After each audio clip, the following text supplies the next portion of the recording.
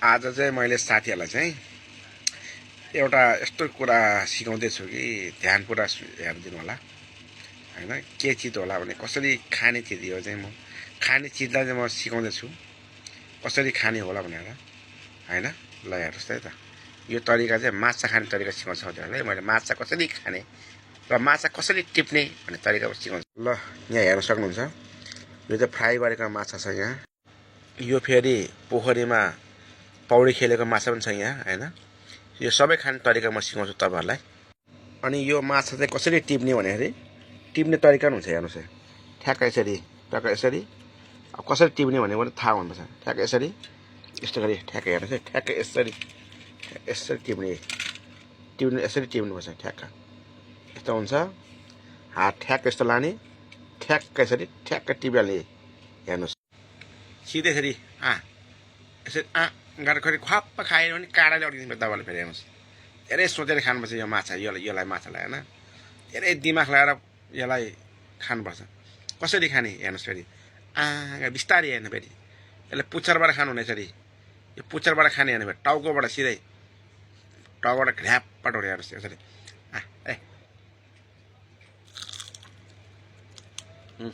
बुझ्नु होला यसलाई यसरी चबाउने यसरी मजाले चबाउनुहोस्।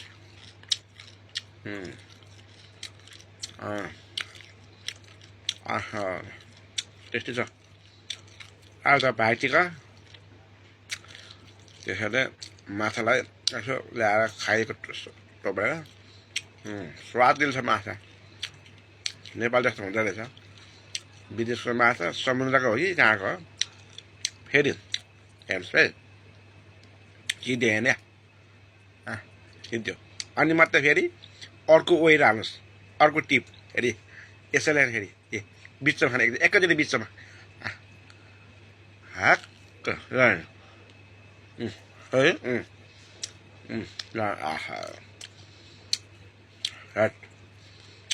स्वादिलो छ माछा स्वादिलो। साथीहरूको मुखमा चाहिँ थुक आएर फेरि थुक नलिनु है। मेरो पेट दुख्ला फेरि स्वास्थ्य। एउटा माछालाई 3 चोटि खानुपर्छ जम्मा जत्रै होस् भप्प खानु।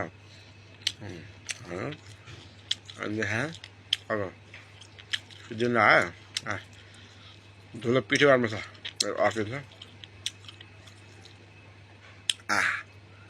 अब पुच्छर लास्ट इन्डिङ यसलाई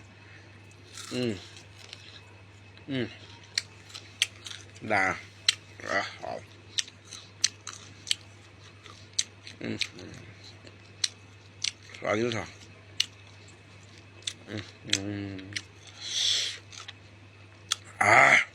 मरमसला मिलेको छ स्वास्थ्य छ।